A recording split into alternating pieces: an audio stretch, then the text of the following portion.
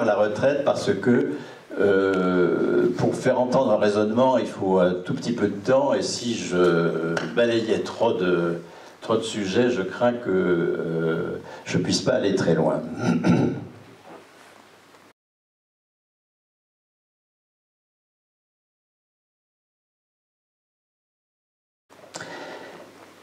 Croizat dispose, alors quand on dit Croizat, il faut dire évidemment pas simplement le bonhomme, hein, c'est tous ces militants qui se sont levés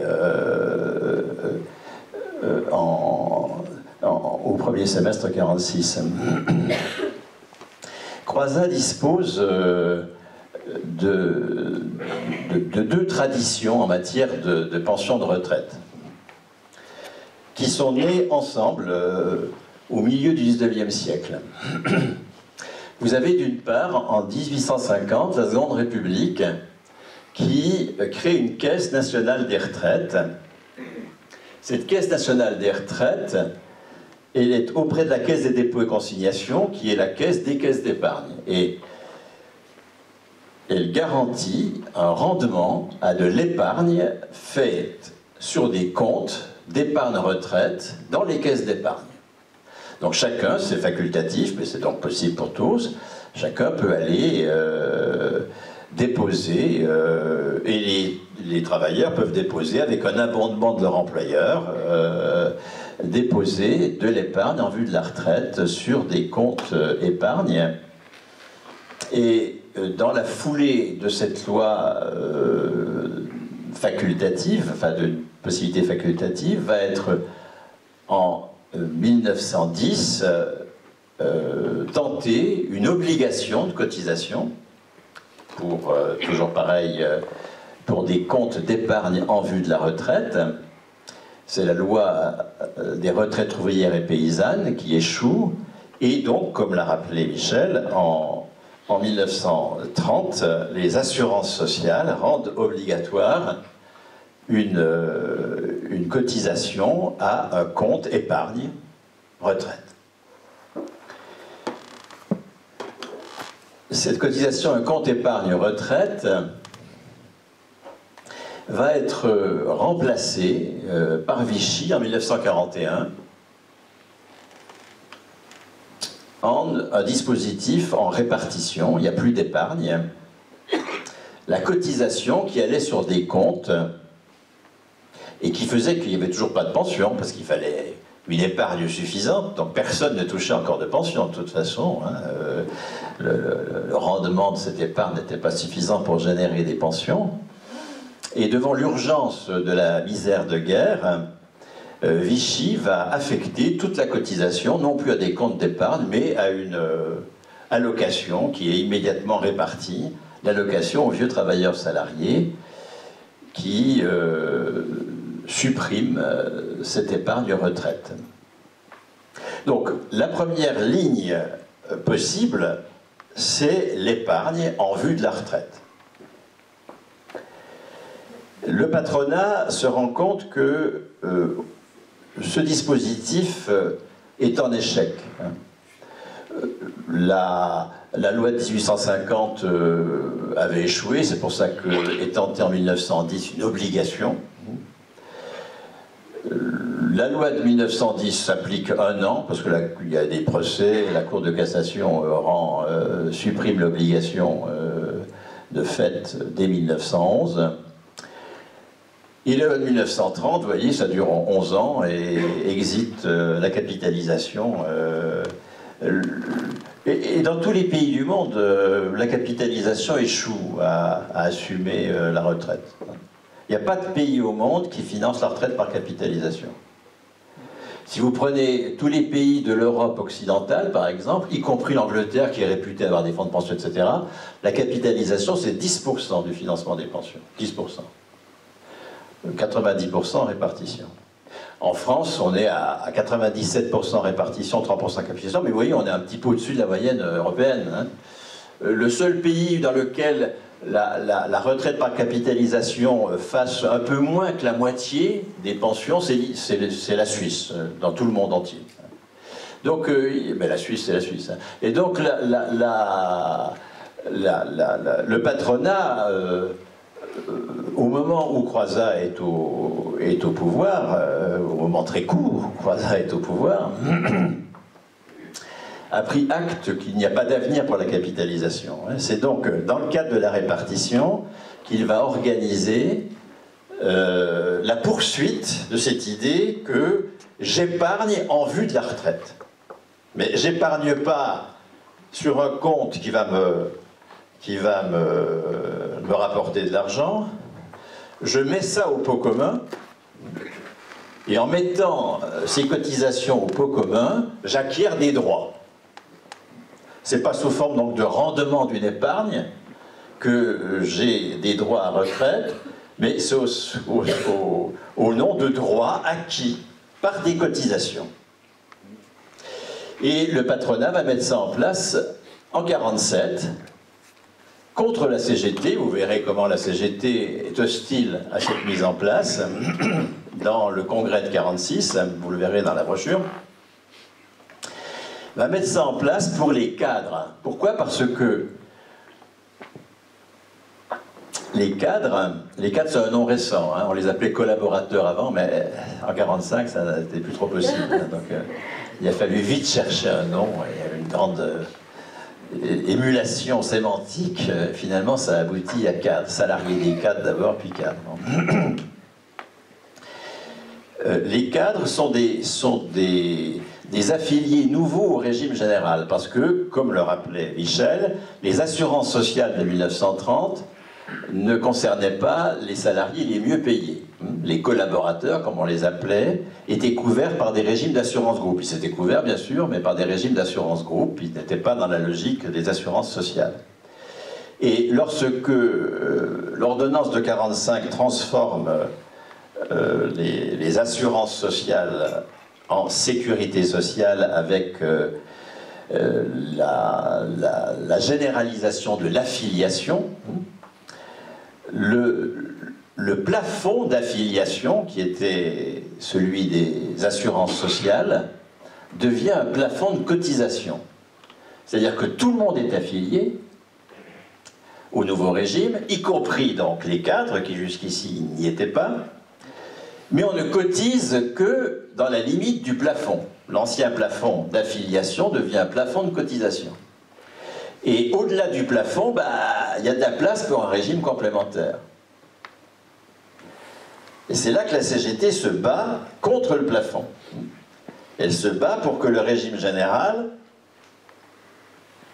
concerne la possibilité de remplacer tout le salaire dans la retraite, et pas simplement le salaire plafonné.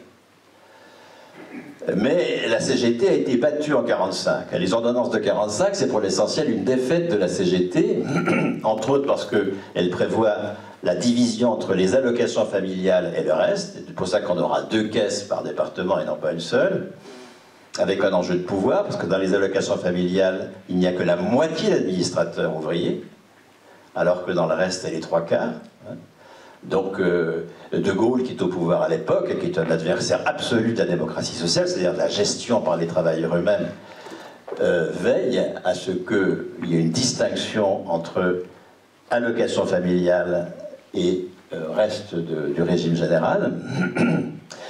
Et puis parce que le plafond demeure, alors que la CGT s'était battue pour la suppression du plafond.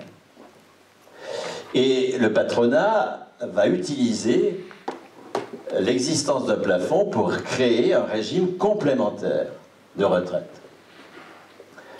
Pour tous ceux qui ont un salaire supérieur au plafond, afin que leur salaire soit remplacé aussi au-delà du plafond.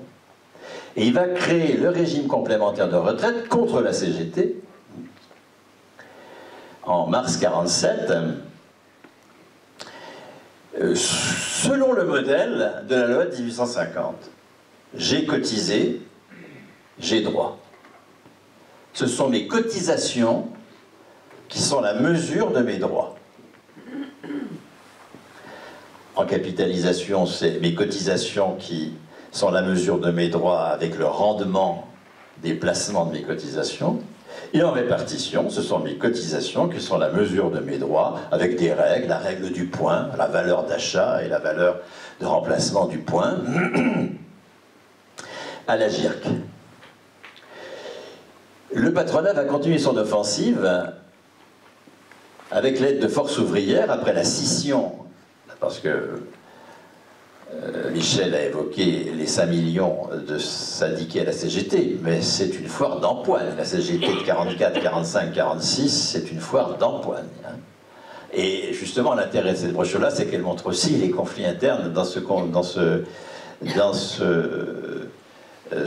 de 46. Vous avez toutes les fédérations qui sont tenues par les anciens confédérés de jour, hein, et qui disent si vous mettez en place le régime général, on s'en va.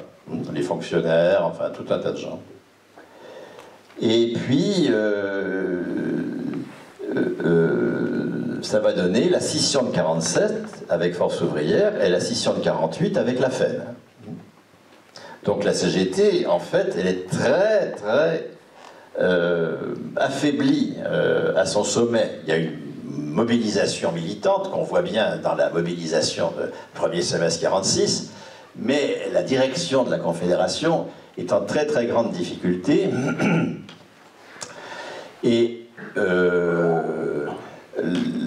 Force ouvrière, contre la CGT qui se bat toujours dans les années 50 pour la suppression du plafond et donc pour l'impossibilité de régime complémentaire, Force ouvrière va négocier avec le patronat dans les années 50 l'ARCO. L'ARCO, c'est l'association des régimes de retraite complémentaire qui, elle, concerne tous les salariés, pas simplement les cadres. Tous les salariés ont un régime complémentaire de retraite, l'ARCO, qui est créé contre la CGT. Il y a un épisode extrêmement célèbre de cette affaire qui est les accords Renault de 56. Vous avez en 55 d'énormes grèves de la métallurgie, hein, et des grèves qui sont extrêmement victorieuses. Il y a un affolement patronal complet, gouvernemental. Et il faut à tout prix trouver un coupe-feu, on va dire. Et c'est l'entreprise de la métallurgie publique, Renault, qui va servir de coupe-feu. On va créer la 3e semaine de congés payés, par exemple. Enfin, on met le paquet, d'accord? Et on crée l'ARCO, hein, entre autres. Enfin, on crée un régime complémentaire de retraite pour la métallurgie qui va s'intégrer ensuite dans un dispositif Interpro, l'ARCO en 61. Benoît Frachon, secrétaire général de la CGT, vient en personne à l'île Seguin, dans une immense AG des travailleurs de Renault, dire « il ne faut pas signer cet accord, il est hué ». C'est difficile, hein, la vie syndicale, c'est pas à vous que je l'apprends, évidemment. Et donc, Force ouvrière, qui n'était rien hein, à Renault, mais qui était un syndicat représentatif, et donc signe cet accord funeste qui va permettre donc de généraliser un régime complémentaire à tous les travailleurs et qui va permettre de s'opposer définitivement à la suppression du plafond. Je rappelle donc que la logique de ce régime, c'est le même que la logique de la capitalisation. Hein. Je cotise et j'acquiers par ma cotisation des droits. J'acquiers par ma cotisation des droits au différé de ma contribution. Je ne dépense pas tout mon salaire quand je suis actif, et bien quand je suis retraité, je récupère le différé de cette cotisation. Ça, c'est la vision patronale de la retraite. La vision patronale de la retraite est la suivante. Ne travaillent que ceux qui ont un emploi. Ne travaillent que ceux qui mettent en valeur du capital. Travailler, c'est mettre en valeur du capital. Par exemple, pour le patronat, les fonctionnaires ne travaillent pas. Ils sont utiles, mais ils ne sont pas productifs. Si on appelle travail, la partie de l'activité qui produit de la valeur économique. La définition capitaliste du travail, c'est seuls les travailleurs qui mettent en valeur du capital travaillent.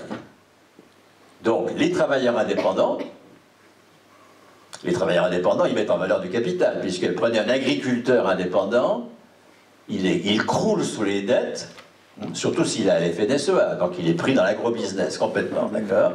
Donc il croule sous les dettes. Donc il bosse pour le Crédit Agricole. Il bosse pour les capitaux investis dans le Crédit Agricole. Il achète auprès de bailleurs ou du phytosanitaire à des prix tels que tout ce qu'il produit en réalité est ponctionné par les fournisseurs. Et puis il vend à la centrale d'achat de Carrefour. Voilà. Ça, c'est même pas la peine de faire un dessin. Hein. Cette centrale d'achat lui impose des prix tels que les actionnaires de Carrefour récupèrent la valeur produite par cet agriculteur. Donc les travailleurs indépendants, ce sont les plus exploités des travailleurs.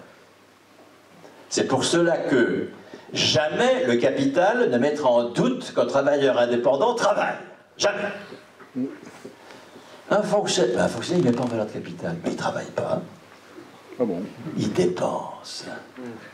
C'est de la dépense de soins, de la dépense d'éducation.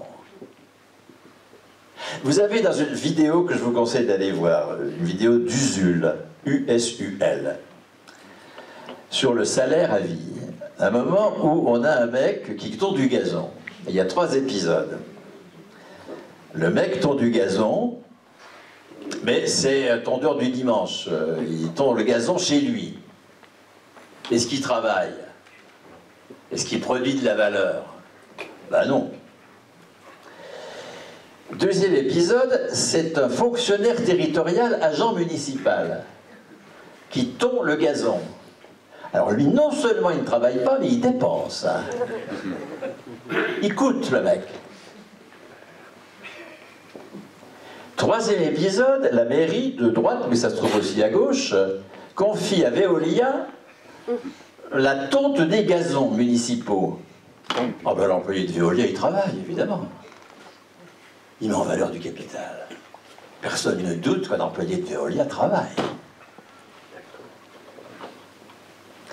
Vous voyez, le travail, c'est un enjeu de lutte de classe.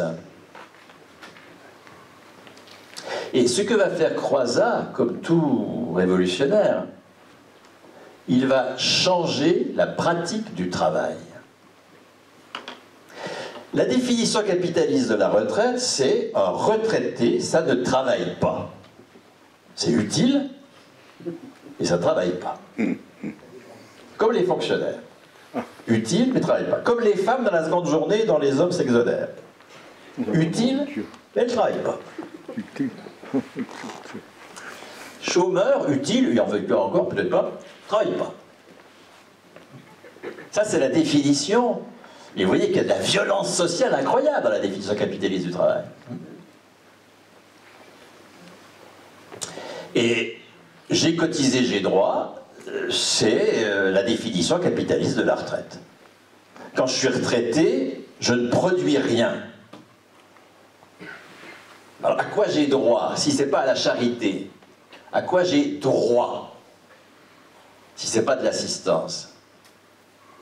Si la pension, ce n'est pas de l'assistance, si c'est un droit, ben j'ai droit au différé de ce que j'ai mis au pot commun quand j'étais actif. Voilà la définition capitaliste de la retraite. J'ai cotisé, j'ai droit. C'est pour cela que Macron préconise que le régime de retraite soit entièrement construit autour de l'Agirc Arrco.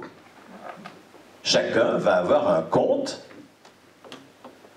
on comptabilisera toutes ses cotisations de carrière, et puis il aura une pension en fonction de ses cotisations. Plus de référence au salaire. Dans l'Agirc Arrco, aucune référence au salaire. C'est le nombre de points. Vous recevez tous les ans la comptabilisation de votre point, de vos points. C'est le nombre de vos points qui décide de votre pension. Pas du tout le salaire de référence. J'ai cotisé, j'ai droit. Est-ce que c'est individualiste? Non, parce qu'il y a un plancher. Il y a un plancher qui porte automatiquement à, je ne sais pas, alors ça dépend des pays, mais la Suède qui a adopté ce procédé-là pour tous les travailleurs, dans les années 90, ou l'Italie, qui ont adopté ce procédé-là, c'est les deux pays européens qui ont adopté ce procédé-là pour le moment, il y a un plancher, et en Suède, le plancher, il est de 1 000 € par mois. Vous voyez, on divise... comment ça se passe en Suède, hein, quand quelqu'un prend sa retraite, on divise son compte par son espérance de vie pour avoir sa pension annuelle. Alors, on ne sait pas faire l'espérance de vie individuelle. Hein. Je ne sais pas quelle est l'espérance de vie individuelle, Michel ou la mienne, on ne sait pas. Mais les actuaires, eux, ils savent quelle est l'espérance de vie d'un Suédois qui naît en 1954, prend en 19 sa retraite à 65 ans. Les actuaires savent quelle est l'espérance de vie d'un Français né en 54 et qui est encore en vie en 2019. Supposons que ce soit 18 ans. Eh bien, on divise le compte par 18. Et on a la pension annuelle. J'ai cotisé, j'ai droit. Mais si, avec ce compte, on obtient moins de 1 000 € par mois, c'est automatiquement porté à 1 000 € parce qu'il y a l'équivalent d'une CSG qui finance ce plancher. 1 000 € par mois, c'est pratiquement la moyenne des pensions des femmes en droit direct en France. Vous voyez que le système suédois est beaucoup plus solidaire que le nôtre. Nous acceptons que la pension moyenne des femmes en droit direct soit de 1 050 € par mois. Moyenne! Avec la reversion, ça fait 1 350. Les hommes à 1 700. Donc dire que c'est individualiste, non, d'autant que Piketty, qui est le penseur en chef de cette affaire, hein, c'est lui qui préconise l'adoption en France du dispositif suédois. Enfin, c'est le dispositif suédois et italien, mais italien c'est pas sérieux, hein, c'est un pays du Sud, c'est sexy sun, hein, c'est pas... C'est le Nord qui est sérieux, d'accord. Hein. C'est toujours la Suède qu'on met en avant. Hein. En plus, les Italiens, c'est des fachos, c'est bien connu, en fait, etc. Enfin, vous voyez tout ce mépris classique vis-à-vis des peuples du Sud. Et donc, la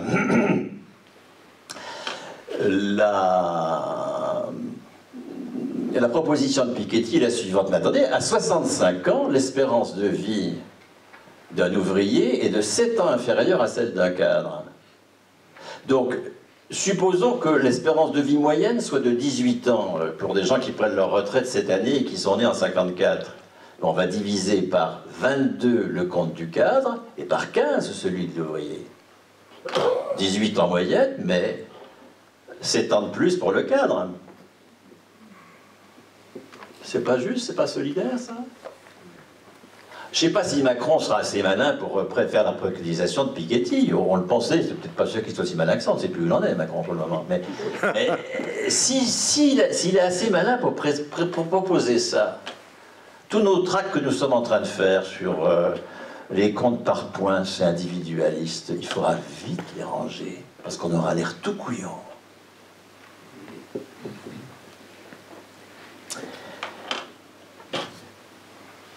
Pourquoi est-ce que Croizat a ferraillé contre cela et pourquoi cette irruption populaire de 1946 va créer tout à fait autre chose? Sûrement pas le j'ai cotisé, j'ai droit. Eh bien parce que l'enjeu de la lutte de classe, c'est la question du travail. Qui travaille? C'est quoi travailler? Qu'est-ce qui a valeur dans ce que nous faisons? C'est pour cela que les ministres SFIO ou MRP de Gaulle n'ont qu'une obsession, ne pas appliquer le programme du CNR. Et entre autres, ce sinistre Lacoste à EDF, GDF, hein, qui est vraiment un sinistre personnage. Et donc,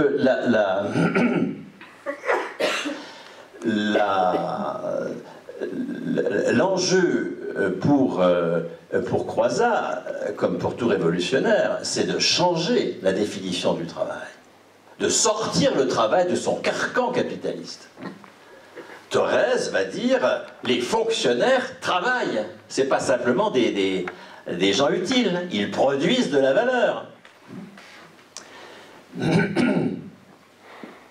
Et s'agissant de Croizat,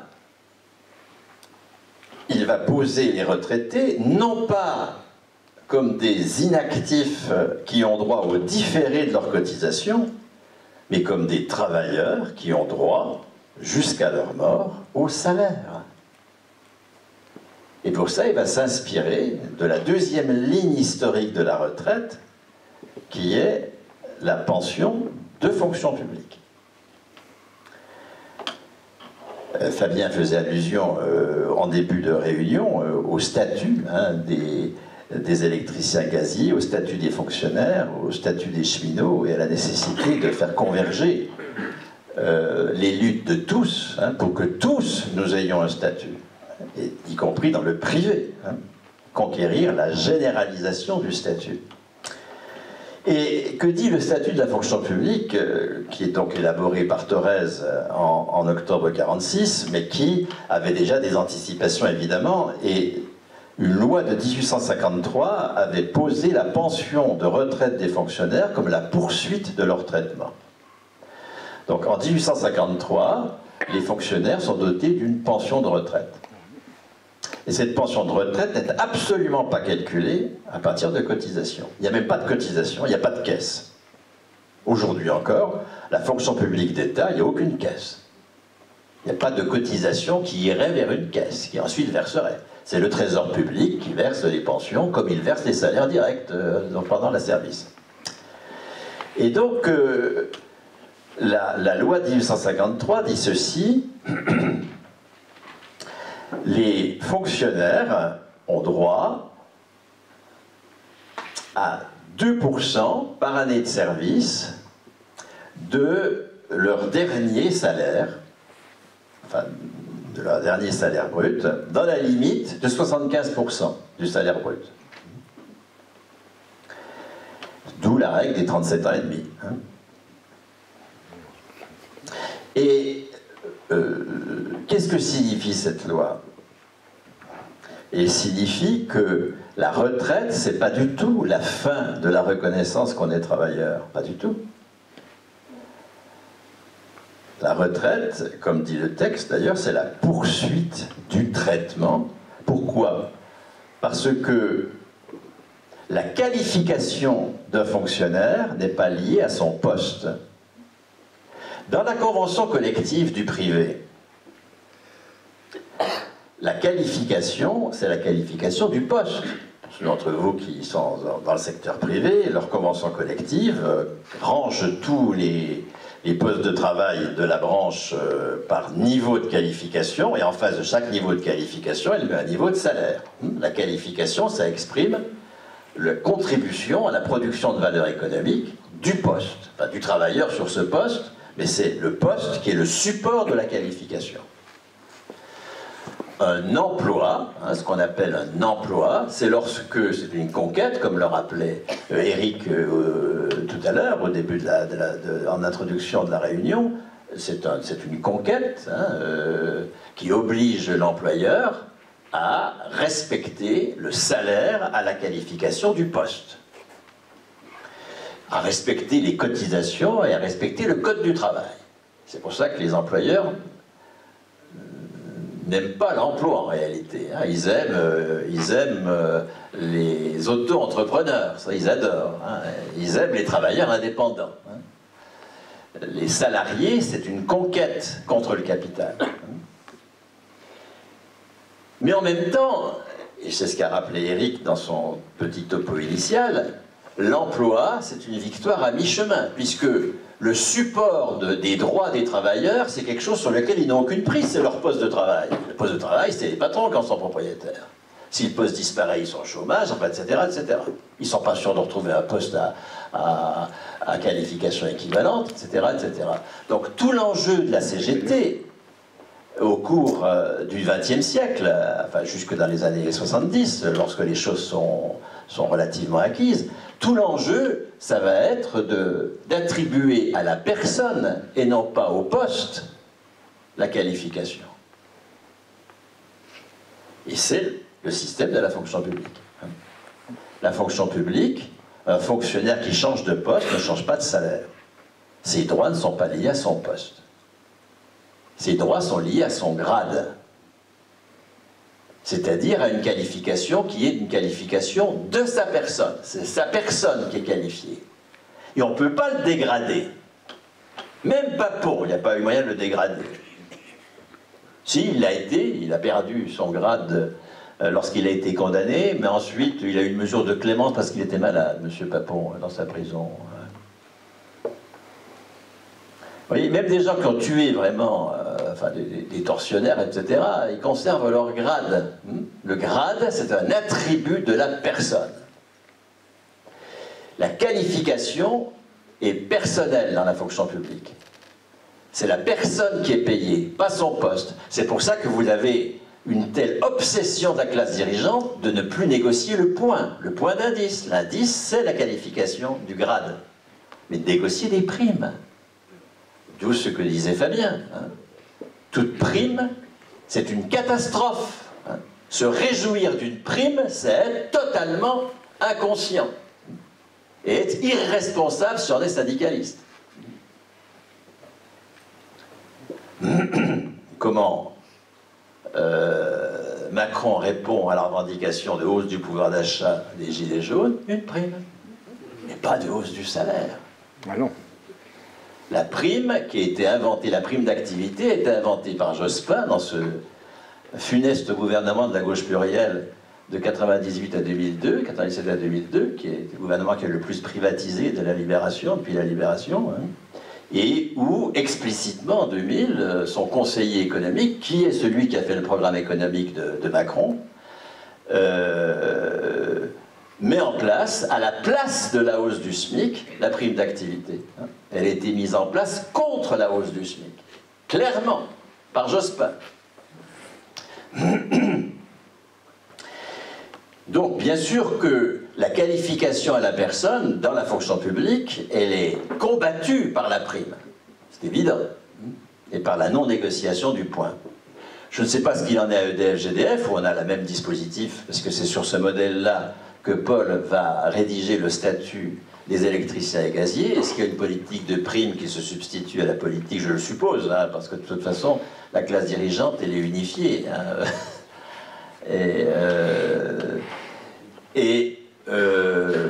C'est donc parce que les fonctionnaires sont titulaires de leur qualification qu'un fonctionnaire qui part en retraite reste titulaire de sa qualification. Et donc, il reste titulaire de son salaire. Il n'y a pas de cotisation, aucune cotisation. La retenue pour pension qui figure sur la feuille de paye, c'est un pur jeu d'écriture, ça ne va nulle part. Ça ne va nulle part, il n'y a pas de caisse.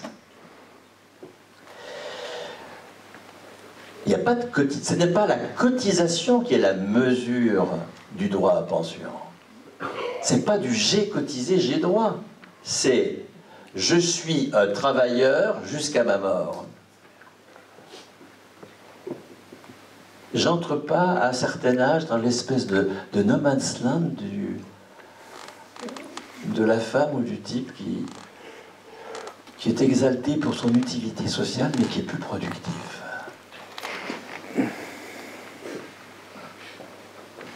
Ben non, il est très utile. Imaginez une journée sans retraité. Que deviennent les unions locales, que deviennent les associations, que deviennent les municipalités, etc. etc. Ah, c'est utile. Les pas de peau, ils ne sont pas productifs. Ils ne sont pas productifs. Les femmes, pour la seconde journée, qu'est-ce que c'est utile? Pas de peau, pas productif. Alors il y a des lots de consolation pour les utiles non productifs. Il y a le cadeau de la fête des mères.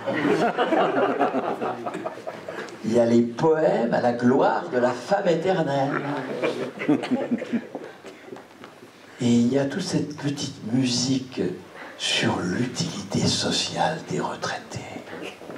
Vous voyez, les femmes depuis une trentaine d'années, plus longtemps que ça, depuis 50 ans, elle piétine toutes ces façons de leur filer des hautes consolations. Elle les exige d'entrer dans le statut de tout le monde, comme producteur. Il faudrait que les retraités apprennent à ne plus se consoler, d'être bénévoles, d'être utiles mais pas productifs. Parce que là, on est aliéné à la définition capitaliste du travail. Et du coup, vous savez, si vous êtes plus en responsabilité économique, eh bien vous vieillissez. Au début de la retraite, moi je suis en retraite depuis 9 ans, d'accord? J'aurais peut-être pas dit ça il y a 5-6 ans. Au début de la retraite, on est tout feu, tout flamme, d'accord? On y va dans tous les sens. Et puis, mais comment on est confiné dans des activités marginales? Utile! Oh, utile! Progressivement, l'univers se rétrécit. Et puis, on ne peut pas faire indéfiniment du vélo. Alors, évidemment, il y a le journal de la Mutuelle hein, qui nous dit comment conserver de l'activité cognitive. Il y a une incitation à conserver des liens sociaux. Bref, on nous prend pour des cons, d'accord? Des gros cons.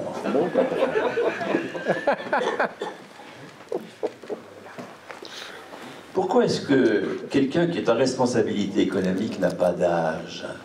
Et il meurt sans âge, ni jeune ni vieux.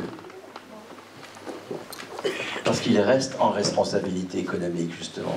Et que la valeur anthropologique du travail, c'est pas simplement que c'est utile ce qu'on fait, mais que aussi, ça contribue à la production de la société en termes de valeur économique. Et si nous sommes éliminés de cette production, nous sommes marginalisés. Qu'est-ce que font les communistes en 1946? Marcel Paul, pour les électriciens gaziers, qui va appeler la pension salaire d'inactivité de service. Croizat, pour le régime général, exclut complètement que la pension soit la contrepartie de cotisations passées. Exclut complètement que la pension soit le différé d'une solidarité qu'on a mis au pot commun. Exclut que la pension ce soit de la solidarité intergénérationnelle. Qui fait que les retraités existent parce qu'il y en a d'autres qui bossent pour eux. Vous savez, il y a deux solidarités. Il y a la solidarité capitaliste et la solidarité communiste. La solidarité capitaliste, c'est la solidarité de celui qui a vers celui qui n'a pas. J'ai, t'as pas, je suis solidaire de toi. J'ai un emploi, t'as pas d'emploi, je suis solidaire. T'es vieux, je suis jeune, je suis solidaire, etc. T'es chargé de famille, je suis célibataire, je suis solidaire. Ça, c'est la solidarité capitaliste, qui définit l'autre par son manque. C'est faire une sacrée violence sociale à autrui que de le définir par son manque. Quand vous regardez les tracts de la CGT des années 50, 60, jamais il n'y a le mot pauvreté, lutte contre la pauvreté, etc. Ça, c'est la droite. Nous sommes les seuls producteurs de la valeur. On n'est pas des pauvres, hein. On est les seuls producteurs de la valeur. La victimisation, c'est toujours le début du cassage de gueule. Et donc, la solidarité communiste, c'est tout à fait autre chose. C'est mutualiser la valeur à l'échelle d'un régime unifié, à l'échelle nationale, qui va permettre de continuer à payer le salaire des retraités. Non pas chaque entreprise, l'entreprise ne peut pas payer, même EDF, GDF, au bout du compte, ne peut pas payer à vie ses retraités. La SNCF non plus. C'est un dispositif de socialisation, comme rappelait Eric dans son intervention au départ, de socialisation très large de la valeur, qui va permettre d'attribuer à tous un salaire jusqu'à la mort et de nous reconnaître tous comme des producteurs. Moi, je refuse d'être considéré comme un inactif. Je le refuse, mais de tous mes pores. J'entends bien décider du travail jusqu'à la mort. Pour mourir sans âge. Ne pas voir mon univers se rétrécir progressivement dans des activités marginales. Être responsable de la vie économique du pays jusqu'à ma mort. Or, c'est ce que fait Croizat. Le communisme, c'est la souveraineté des travailleurs sur le travail. Encore faut-il que nous soyons reconnus comme travailleurs de 18 ans jusqu'à notre mort. Regardez, on a inventé la catégorie jeune avec les mesures jeunes en 77. Alors on est jeunes maintenant pendant des dizaines d'années, 35 ans, encore des gens qui sont jeunes. Ils n'accèdent toujours pas à l'emploi avec le salaire à la qualification. Ils sont en mesure, ils sont en stage, ils sont en service civique, ils sont en toutes ces saloperies qui ont été créées depuis 77, dans lesquelles on leur dénie le salaire, ils n'ont pas de droit au salaire, il faut qu'ils s'insèrent. Et de même que les retraités sont exclus du travail, alors invités à multiplier les activités pour rester avec toute leur capacité cognitive, d'accord?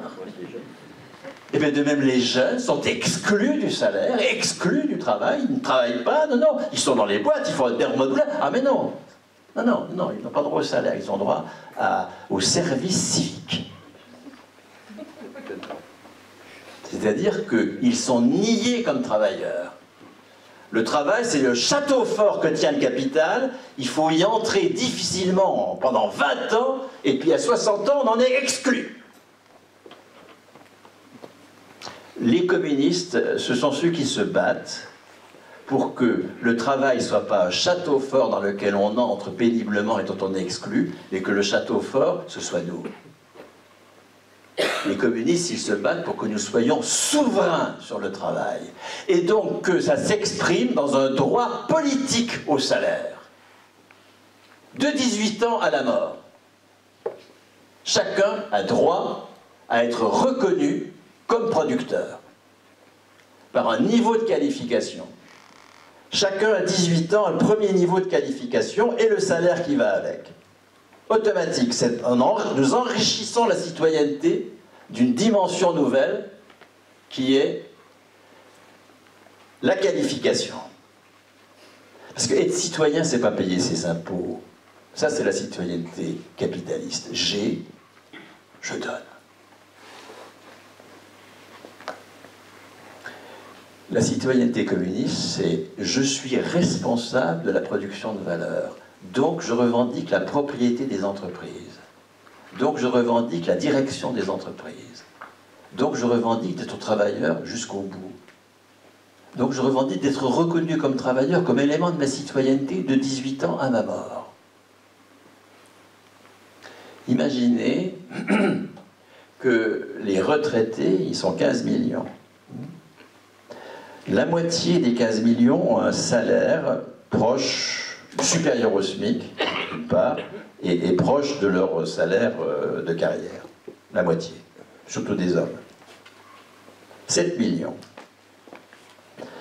Être titulaire d'un salaire à vie, c'est une responsabilité. Moi, je n'ai pas un salaire à vie pour aller visiter le musée Picasso et faire et m'entretenir physiquement en faisant de la randonnée. Vous voyez ? Ça va bien 5 minutes. Mais ça ne peut pas constituer mon existence.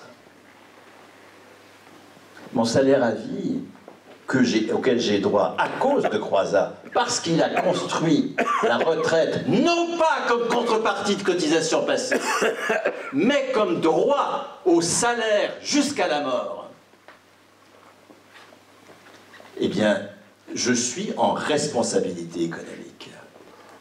La question, par exemple, bien, à Namur, avant-hier, quelqu'un me dit « Oh ben, avec ce que vous venez de dire à propos d'Amazon, j'espère que vos bouquins ne sont pas vendus sur Amazon. » Ah ben, il a bien piégé. Parce que mes bouquins sont vendus sur Amazon. Parce que mon éditeur passe par un distributeur, le distributeur Sony, le distributeur de Gallimard, qui honore les commandes d'Amazon. Du coup, moi qui suis en responsabilité, si j'étais bénévole, inactif, je dirais, bah, écoute, j'y peux rien, j'ai fait ma part, place aux jeunes, moi je fais du soutien scolaire.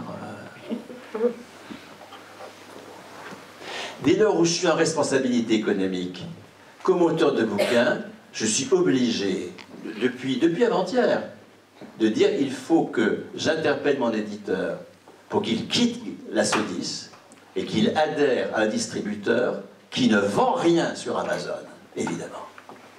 Là, je suis cohérent. Mais parce que je suis en responsabilité économique jusqu'à ma mort. Voilà l'enjeu du prochain conflit sur la retraite. Nous battre contre les régimes par points en disant c'est injuste, c'est pas solidaire, etc., c'est un argument de merde. Nous serons battus. Nous ne pouvons nous battre contre les régimes par points qu'au nom du droit à la qualification jusqu'à la mort et au salaire jusqu'à la mort et à la responsabilité économique jusqu'à la mort.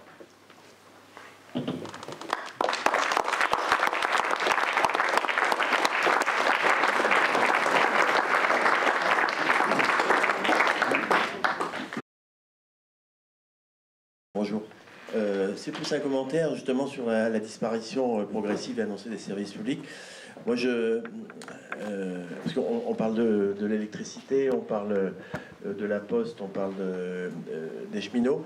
Mais moi, je suis une sorte de salarié très particulier puisque je suis rentré en 1976 dans l'administration des PTT et j'ai quitté une multinationale du CAC 40 en 2016.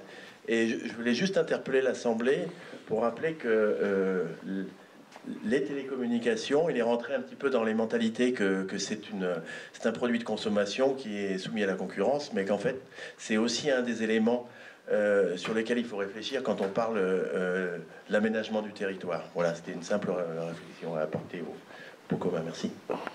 Tout de suite parce que je vais être la voix très discordante. J'ai déjà entendu les réponses que je suis une sale capitaliste, mais bon, il va falloir que j'assume ce nouveau rôle parce que je ne suis pas du tout d'accord avec ce que vient de dire Bernard Friot sur le travail. Je en avais prévenu et je suis encore moins d'accord depuis que je l'ai entendu ce soir, donc...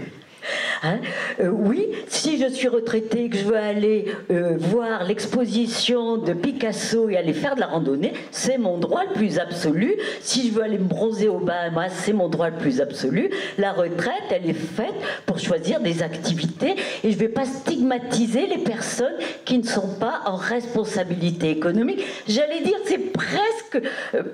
Je vais vous choquer, mais tant pis, je suis impertinente, je l'ai toujours été, à 70 ans, je continuerai. Et je trouve que c'est presque un mépris de classe, parce que l'ouvrier qui arrive à 65 ans, fatigué, il va peut-être pas avoir beaucoup de responsabilités économiques, il cultivera son jardin, il se reposera, il regardera la télé.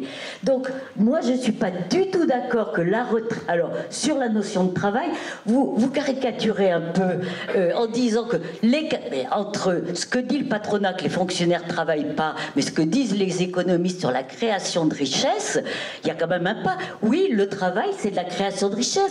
J'ai retrouvé là, en travaillant, j'ai préparé, mais pour moi, je n'ai pas créé de la richesse en partageant mes convictions. Je me fais plaisir, c'est important pour moi de partager mes convictions, mais je ne crée pas de la richesse. Je vais vous lire une phrase. Ce n'est pas parce qu'un individu se livre à des activités autonomes, utiles et créatrices de liens sociaux qu'il crée de la valeur. Donc qu'il travaille. Et qui c'est qui dit ça? Éric Bocquet, sénateur communiste. Alors, bon, il ne faut pas non plus que nous traiter de capitalistes quand on pense que seul le travail est créateur de richesse. Ce que font pour moi les retraités, c'est chacun choisit. Certains ont besoin d'une utilité comme vous, d'autres, moi je joue à Mémé l'indigné pour ceux qui ne me connaissent pas, hein, chacun à ses choix. Sur le salaire, alors, je vais continuer parce que j'en ai encore pour 3-4 minutes. Sur le salaire à vie, à la qualification. D'abord, quand on me dit que les fonctionnaires aujourd'hui ont le salaire à vie, moi j'ai fait 10 ans de fonction publique, moi j'ai pas eu de salaire à vie. Quand j'ai quitté la fonction publique, ben, le salaire il est parti. C'est une garantie d'emploi, mais c'est pas un salaire à vie la fonction publique aujourd'hui. Si on quitte, on n'a plus le salaire. Et sur le salaire à vie, donc là vous l'avez peut-être pas rappelé, mais c'est à la qualification. Qui va déterminer cette qualification? Qui va déterminer la pénibilité, le diplôme? Comment va se déterminer ce salaire à vie en fonction des personnes? Qui va avoir droit au salaire à vie? Les conditions d'attribution, on n'est pas un pays fermé, et je m'en réjouis. Mais est-ce que ça sera que les Français? Est-ce que ça sera les gens présents depuis 2 mois, 6 mois, 1 an, 2 ans? Donc, si c'est toute personne présente sur le territoire depuis 2-3 mois, ben, je pense qu'on aura quand même des arrivées assez massives de gens qui diront ben, tiens, en France, on finance, on vous paye à 2000 € dès que vous arrivez. Si ce n'est pas le cas, il va y avoir une société à 2 vitesses, comme au Qatar, où il y a des gens qui, au Qatar, les Qataris ont une rente à vie, et font venir les Philippins pour faire tous les boulots que ne veulent pas faire les Qataris. Et pareil en France, avec un salaire à vie, qui ira? Il y a des boulots complètement valorisants. Moi, j'ai fait des missions pour les comités d'entreprise, c'était très valorisant. Vous étiez universitaire, c'est très valorisant. Mais qui se lèvera à 4 h du matin pour ramasser les poubelles? Ça, sans aucun mépris. J'allais dire, si j'ai mon salaire, moi, j'irai pas 4 h du matin ramasser les poubelles. Donc, on fera venir certainement des gens de l'étranger pour faire comme au Qatar, les boulots qu'on ne veut pas. Je termine un peu, Fabien l'a rappelé, et je suis là en désaccord, sur la socialisation de la quasi-totalité de la valeur ajoutée. Les salaires sont versés par la caisse des salaires, les investissements sont subventionnés par la caisse des investissements.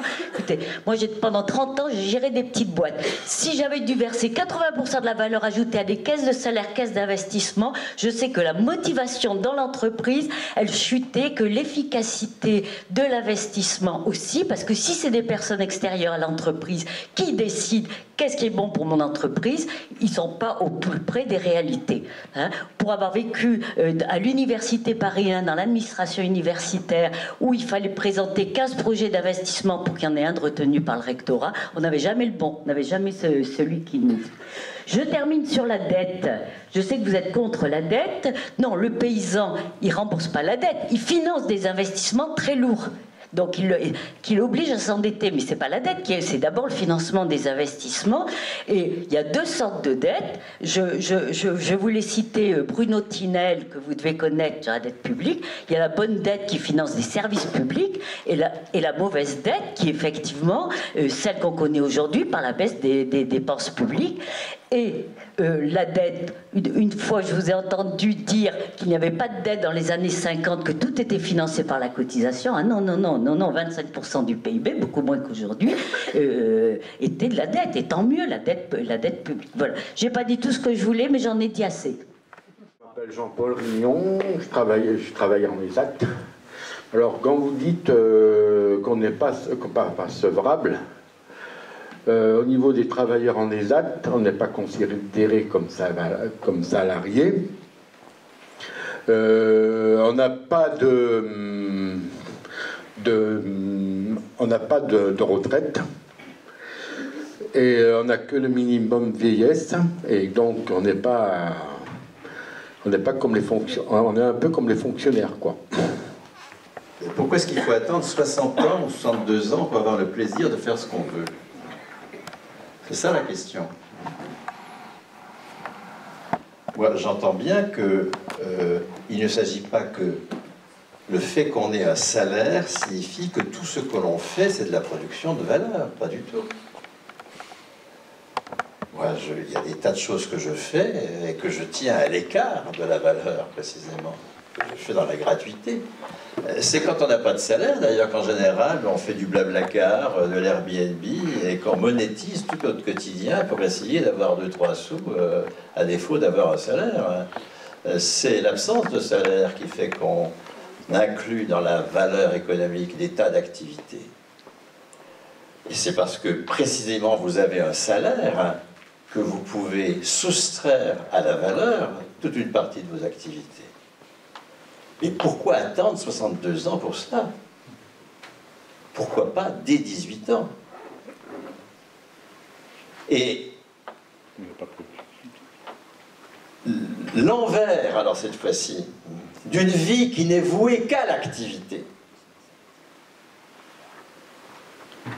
c'est l'irresponsabilité économique. Et l'irresponsabilité économique, c'est une amputation des personnes. Ça, je le maintiens fermement. Donc, il ne s'agit pas du tout que, par un salaire à la qualification personnelle, toutes nos activités deviennent de la production de valeur. Ça n'a aucun sens. Au contraire, c'est ce qui nous permet de tenir à distance de la valeur toute une partie de nos activités. Mais il ne s'agit pas du tout que l'absence de salaire fasse que nous soyons des irresponsables économiquement. La valeur anthropologique du travail, elle est double. Nous nous constituons comme individus et comme espèces par la négociation avec le vivant. C'est ça, le travail, dans une définition un peu essentielle, c'est la négociation avec le vivant pour nous constituer comme espèce. Bien. Constituer notre monde, nous constituer comme espèce.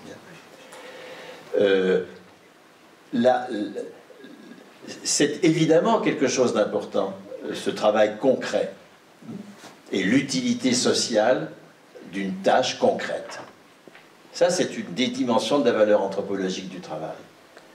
Le travail concret, tel que je viens de le définir de façon un peu générale. Mais la valeur anthropologique du travail, c'est pas que ça. Et encore une fois, je suis depuis suffisamment longtemps en retraite pour voir ce que ça donne que de ne pas être considéré comme productif. Il y a une espèce de perte de crédibilité. Pas productif. Et puis il y a une perte de responsabilité soi-même. Je ne me considérerais pas comme devant vraiment consacrer de l'énergie à créer un mode de distribution du livre qui interdise l'accès d'Amazon aux livres que je produis si j'étais en irresponsabilité économique.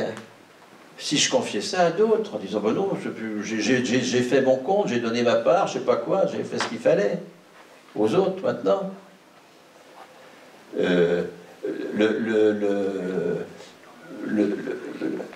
L'affirmation féministe en matière de travail, elle est absolument fondamentale. C'est une affirmation de la responsabilité économique et non pas du fait d'être confiné dans l'utilité sociale. L'utilité sociale de ce qu'on fait, c'est une des deux dimensions de sa valeur anthropologique. L'autre dimension, c'est le fait que nous contribuons à la production de valeur économique. C'est les deux dimensions. Notre travail, il est utile et il produit de la valeur. Sinon, on va se retrouver dans la situation de l'ESAT où quelqu'un, bien qu'il travaille, n'est pas reconnu comme producteur de valeur. Et il y a là une disqualification des personnes qui est totalement inadmissible. Sur la fonction publique et le salaire à vie. Mais attendez, évidemment qu'un fonctionnaire qui démissionne perd son salaire, bien sûr. C'est pas un salaire à vie au sens... Moi, je ne parle jamais de salaire à vie. C'est vous qui allez parler de salaire à vie, pas moi. Moi, je parle de salaire à la qualification personnelle. Le salaire à la qualification personnelle, c'est bien le fait des fonctionnaires. Le fonctionnaire, il est payé pour son grade. Et il y a un enjeu, effectivement, que rappelait le camarade du CE de l'EDF, de multiplier les primes pour que ce ne soit plus le grade qui soit le fondement du salaire. Il y a un enjeu de classe. Et ceux qui, comme c'est chez Calfa que vous avez peut-être trouvé ça, mais qui comme Calfa et bien d'autres, Haribé et autres, dénigrent mon travail en disant bah oui, un fonctionnaire qui est à mi-temps, il est payé à mi-temps, donc c'est pas un salaire à vie. Enfin, c'est des conneries, c'est des objections de merde. il y a une différence entre le fait qu'on est payé pour son poste et le fait qu'on est payé pour son grade. C'est une différence énorme qui fait qu'il n'y a pas de chômage chez les fonctionnaires, parce que ce n'est pas leur poste qui est payé. C'est pas... il n'y a pas de possibilité de voir son salaire baisser. Et puis que la pension, c'est la poursuite du salaire. Tout ça n'est pas rien. J'ai d'ailleurs regretté que, tellement nous sommes, à cause d'arguments comme les vôtres, dans le dénigrement des conquêtes du statut de la fonction publique, du statut des cheminots, du statut des électriciens gaziers, du statut, etc., nous ayons eu affaire successivement à la Poste, donc France Télécom, comme disait le camarade qui était à la Poste puis qui s'est retrouvé dans une multinationale au 440. Bon.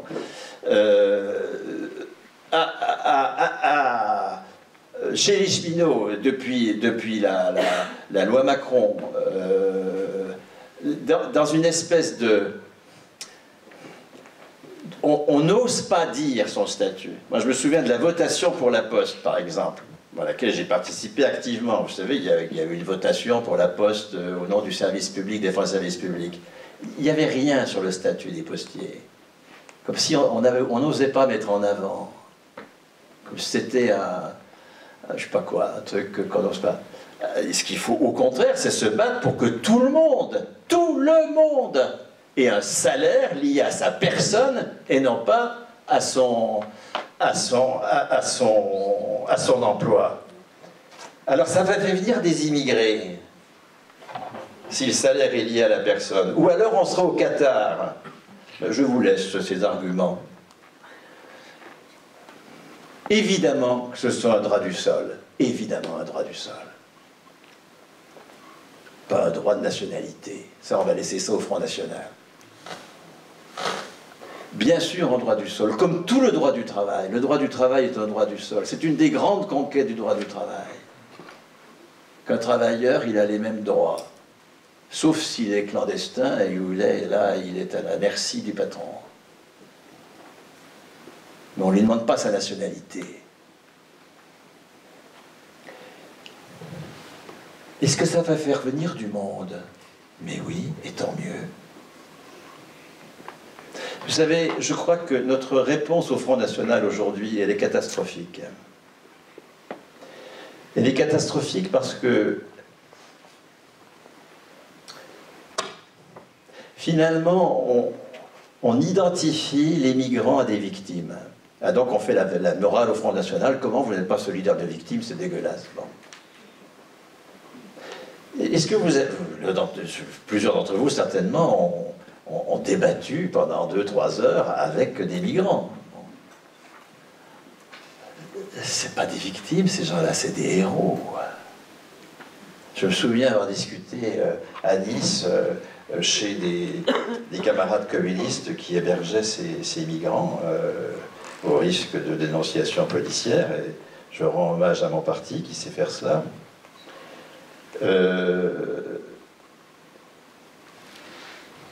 Avec 2 jeunes de Guinée, très différents, un paysan de 23 ans et un linguiste de 28-29 ans, donc vraiment très différents. Mais ils avaient la même histoire. Ils avaient la même histoire, ça avait duré 1 an et demi, l'un par la Mauritanie, l'autre par la Libye. Ce sont des héros, ces jeunes gens. Ce ne sont pas des victimes. Les qualifiés de victimes, c'est la solidarité capitaliste. T'as pas, je suis solidaire. C'est faire une violence aux gens de les poser comme des victimes. Et donc, ces personnes-là, ils quittent la Guinée par amour de la liberté. Il n'y a pas de guerre en Guinée, tout ça. Et d'ailleurs, ils ne souhaitent pas quitter la Guinée, ils souhaitent avoir des relations. L'un voudrait faire plutôt du commerce, etc. Mais ils ne peuvent pas, puisqu'ils sont pris par la logique de l'Europe forteresse. On ne peut pas faire de relations. Donc on est coincé. Soit on reste chez soi, soit il faut qu'on franchisse le mur du pénitencier, et puis etc. Bon. Et donc,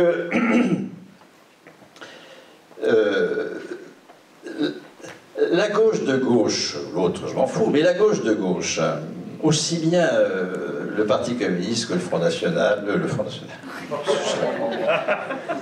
le Parti communiste que la France Insoumise ou le NPA, les Annales, etc. Nos programmes sur la question de l'immigration sont indignes. Je n'ai vu nulle part, alors si ce n'est pas le cas, dites-le moi, hein, suppression des visas. Si vous supprimez les visas, il n'y a plus une seule victime en Méditerranée. Donc il n'y aura plus de solidaire des victimes. C'est un peu emmerdant. Hein. Enfin, je suis un peu agressif là, mais parce que j'en ai marre de la solidarité qui est victime, d'accord, par laquelle on se console de notre absence de solidarité communiste. La solidarité communiste, c'est nous battre contre la pratique capitaliste du travail, qui repose sur l'élimination du travail vivant, qui fait que ce qui est reconnu comme travail se rétrécit en permanence. Et que du coup, ça génère une peur dans la population, une peur qu'il n'y ait plus de travail, et donc de la xénophobie. À l'origine de la xénophobie, il y a la peur sur le travail, toujours. Quel est le rôle de communiste?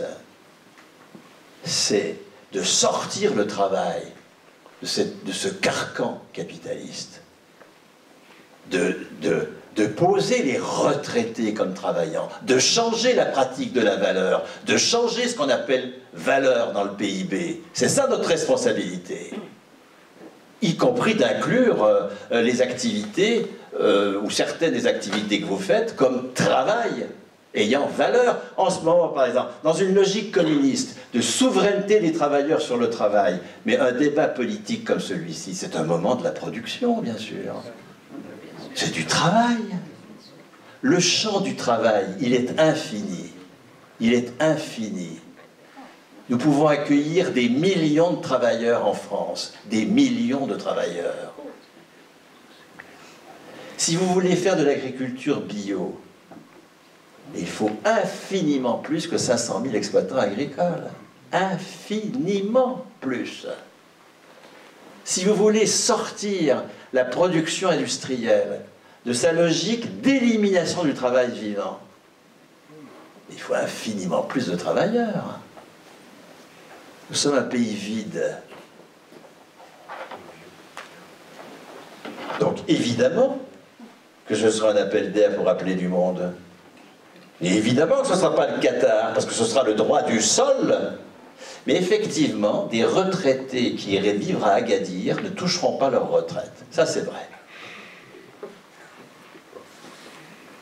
Ils ne la toucheront pas parce que la retraite, ce n'est pas la contrepartie du travail passé. C'est la reconnaissance de ma contribution actuelle à la vie du pays. Qui va déterminer la qualification? Mais on n'est pas, alors là, on n'est pas né de la dernière pluie. Enfin, vous avez toutes les équipes syndicales qui savent qualifier des postes. Enfin, vous avez toutes les équipes syndicales qui savent comment on fait des qualifications à EDF et comment on fait des qualifications à l'université. Enfin, on a des tas de pratiques. On ne part pas de rien. On sait quels sont les critères. Ensuite, moi, j'ai la chance d'avoir eu l'expérience d'une logique de qualification intéressante avec des élus à l'échelle nationale qui, évidemment, n'avaient jamais travaillé avec ceux qu'ils devaient qualifier, sinon on était dans le copinage. C'était interdit, bien sûr, mais qui se mettaient d'accord sur des critères. Ces critères étaient décidés par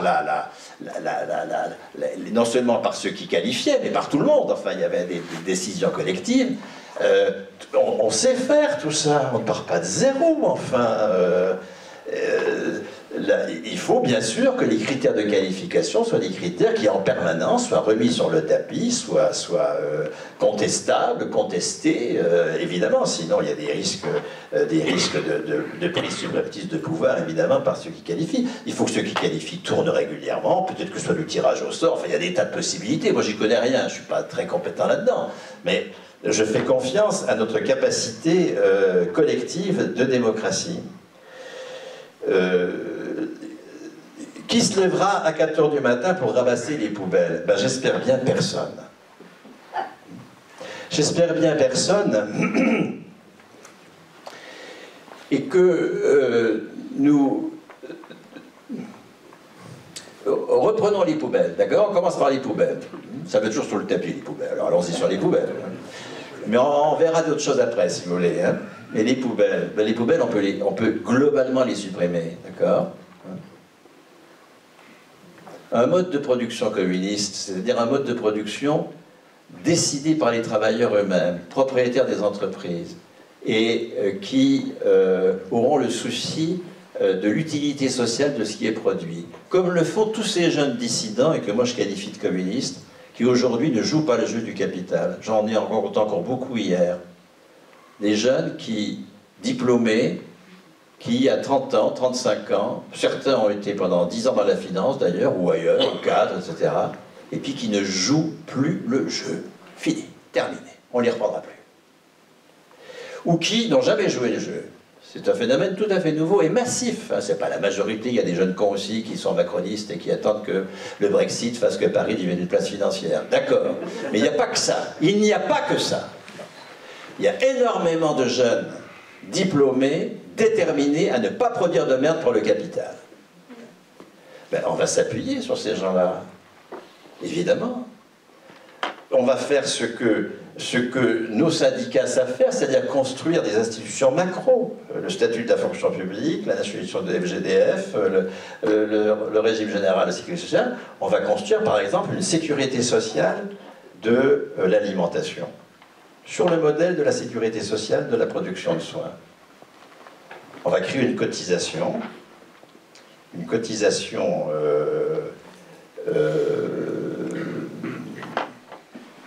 de 8% de la valeur ajoutée à peu près, qui va permettre d'attribuer, enfin 120 milliards pour les 1400 milliards de valeur ajoutée marchande, qui va permettre d'attribuer à chacun, sur sa carte vitale, on va prendre la carte vitale, 150 € par personne et par mois pour de l'alimentation. Alors l'alimentation brute, hein, des produits élaborés, ou de la restauration, enfin à tout niveau. Et on va s'inspirer de ce modèle extrêmement intéressant qui a été mis en place en matière de production du soin dans les années 60. Les caisses de sécurité sociale de l'alimentation vont conventionner des professionnels. Et ils ne vont pas évidemment conventionner Carrefour, d'accord? Ils ne vont pas conventionner l'agro-business. Ils vont conventionner tous ces professionnels dissidents qui aujourd'hui sont en train de nous sortir de la malbouffe, en s'appuyant sur le fait que la malbouffe, c'est pour le moment le seul point écologique sur lequel il y a une sensibilité populaire. Par exemple, c'est un crime de mettre le fret ferroviaire sur la route, c'est un crime absolu. Il n'y a pas de sensibilité populaire à ce crime-là. En revanche, l'agro-business est un crime qui, pour le moment, en tout cas, éveille une réelle sensibilité populaire. Donc on va s'appuyer à la fois sur cette sensibilité populaire et aussi sur le fait qu'existe à tous les niveaux. Moi je discute de tout ça des gens qui sont avec la Confédération paysanne et autres, qui sont présents à tous les niveaux, qui sont présents pour produire des outils agricoles réparables.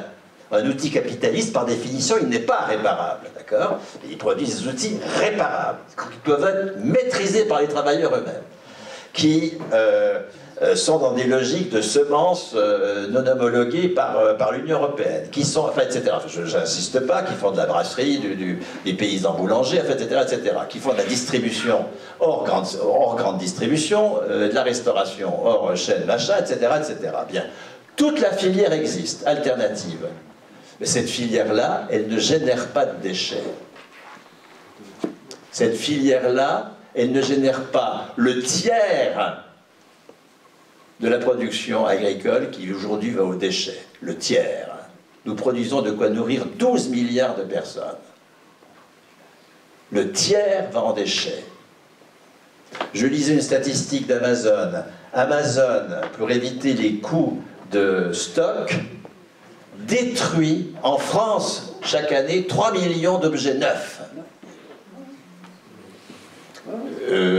En Allemagne, il détruit 30% de tous les objets retournés. Ils sont automatiquement détruits.